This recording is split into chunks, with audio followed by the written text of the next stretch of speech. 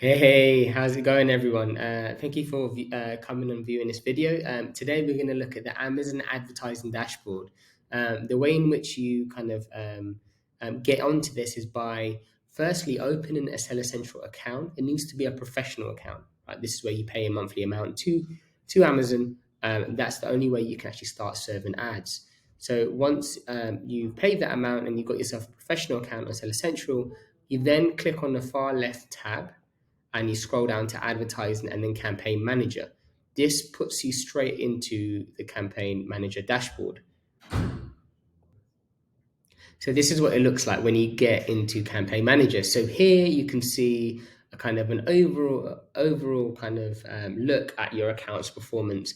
You can choose the date range here. At the moment, Amazon allows you to go back 90 days, or you can look at the lifetime performance of your account, or you can also look at the last year. So this gives you kind of an overview of what's happening in your account. And obviously you can look at the last 2 weeks, 3 weeks. So you have flexibility in terms of the date range that you look at. Now, within that date range, you can look at obviously spend and sales. So you want to see, okay, overall, all of my campaigns combined, what has the total spend been? What has the total sales been? And then you've also obviously got an option of looking at your return on advertising spend, or you can look at your ACOS as well, which is also here, advertising cost of sale. So that's there too, depending on what metric you want to measure, and to see kind of, okay, from the spend that I've got, how many sales have I got? Is it looking like it's getting stronger or worse? And obviously click-through rate too. So if you want to really home in on trying to get that click-through rate to improve, then again, that's another metric. And you can now select more than just two icons to show on a graph exactly where there's been movement and in what direction, so you can see this information. So this is definitely a good place to start when looking into your campaigns.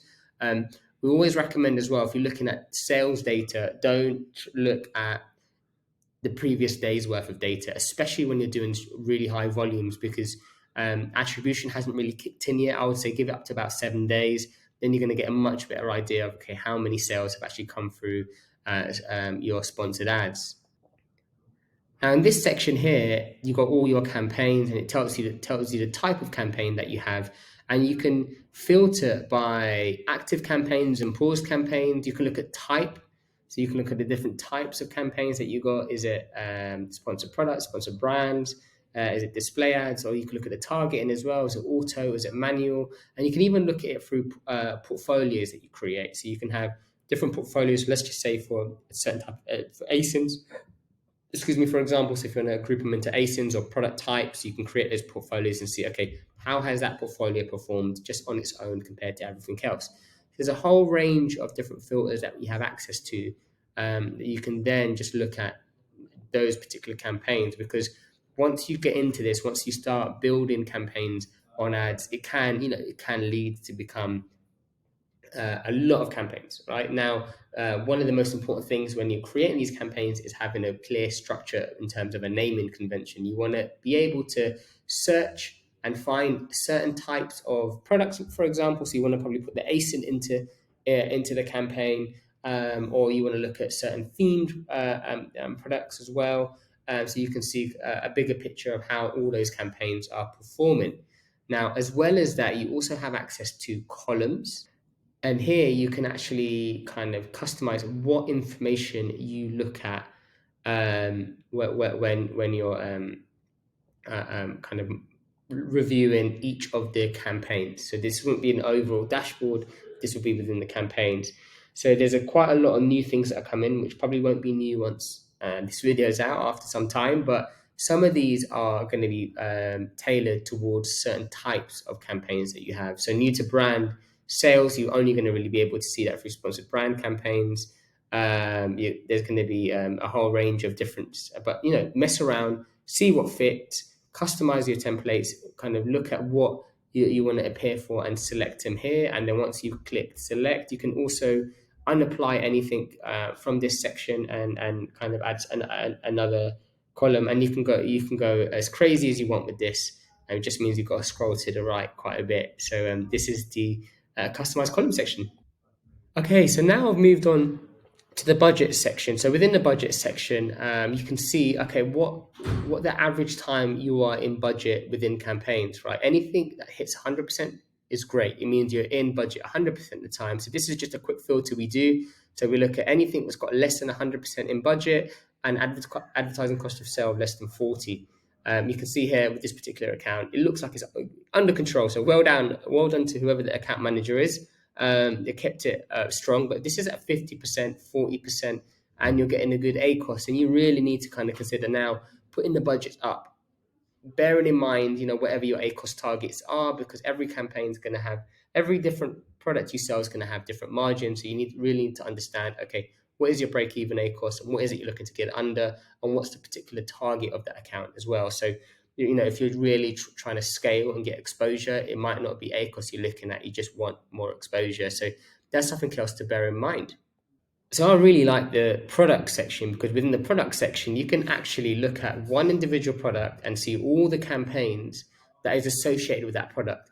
Now, this is why it's really important to ensure that each product has its own campaign. You want to make sure that is very, very clearly laid out, because then it's going to give you a really good picture as to what's going on. So with this particular product, the average ACOS across all of PPC for this particular ASIN is 46%. You can scroll down and you can see each of the campaigns and what percentage that they've got. Now, some might be higher than others. Some might be more targeted towards keywords where you want to really push for exposure on top of search. So the ACOS is going to be slightly higher because you're just trying to get a good volume of sales exposure. Whereas others are going to be others could be a lot lower because there might be mature campaigns that have been running for a little while, positioned well, and just generating a good flow of sales. So depending on the campaigns, they're going to have varying ACOS results, but overall you can get a good picture to gauge what is going on within that particular product through PPC. Now, another thing to bear in mind as well is the conversion rates. In this section here, you can look at the conversion rates. What's your total conversion rate? And some campaigns might start to get a higher conversion rate than the average. This is something to bear in mind, because whatever those campaigns are, you really want to push. If you're getting it higher than average, this is going to really aid in terms of ranking. So that's something else to bear in mind within this section. Really, really cool section. When we're looking at accounts as well, we can kind of quickly see what's missing within each section too, by just clicking on products.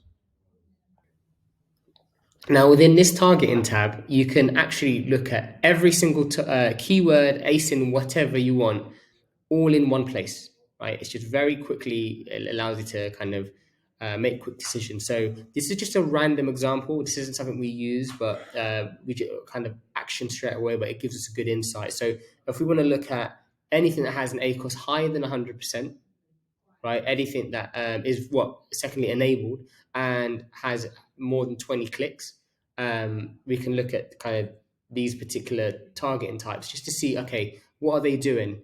We could be a little bit more ruthless and look at terms that have had more than 20 clicks, 0 sales. And there we can be slightly more ruthless and go, okay, is it worthwhile running? They've had a good chance to kind of convert. Is there something wrong with the listing? Is there something that we need to do? So there's a whole range of things you can do here. One thing we love to do here is look at the conversion rates. So you can look at, okay, overall, where are we getting the best conversion rates within the account? What can we do to kind of maximize on that and build out? So there might be some really good opportunities and gold that we can, if you've got 400 or 500 different campaigns, you can very quickly see, okay, where within all those campaigns are we seeing the big wins? Is there anything that we can do to break that out, put it into its own campaign, give it more exposure? So this is a really good area to be reviewing kind of detail very quickly. And then being able to use the filter section just allows you to really home in and make decisions quicker. Another really good area to look at is within measurement and reporting, and you've got sponsored ad reports. So this area here gives you a really good insight in terms of, you can download this information and actually do so much with it. This is just kind of a broad, we're not going to go into too much detail here, but this is where you can kind of review all the reports that you've created in the past, and you can download them at any given point. Anyone who logs in can come in and download them. And the way you go about creating a new campaign is you just click create report. Here you can look at summary or daily. We tend to kind of do summary, and then you just click on sponsored product. You can get a sponsored product report, sponsored brand, and sponsored display. So you can't get them all in one, but you can segment and kind of get them one by one. And at this point, you can then look at the different date ranges to review each kind of category of types of advertising you can do. And then you've got different report types. So if we look at sponsored products, for example, you can get a search term report. So these are all the terms that have come through the broad and phrase match campaigns to give you a range of the different types of search terms there are. And then you've got targeting reports as well. So you can look at ASINs that have come through. As well as ASINs, you can look at kind of keywords that you're targeting and how they've performed. And then you've got advertised products, so you can look at all the ASINs, and et cetera, et cetera. So there's a whole range of different report types you can select. And this is just sponsored products. So sponsored brands going to give you a different range of reports that you can download. You could just name the report, run it, and within a few minutes, it's ready. Here, another area to look at is bulk operations, and that comes under sponsored ads, isn't it? Yeah, so it's under sponsored ads. And here, it's really a good way to kind of just be able to upload files and make loads of changes all in one go off Amazon, and then just upload that and then just kind of work through there. So when you're kind of the beginning stages, so if you've just started to launch your product, you don't really need to worry yourself about this. But once you start to have a catalog of ASINs, you should really consider going into this section. Also, there's good bulk reports that you can get here and you can download instantly. And this will factor in sponsored brand, sponsored product, and display data. So you can have them all under one.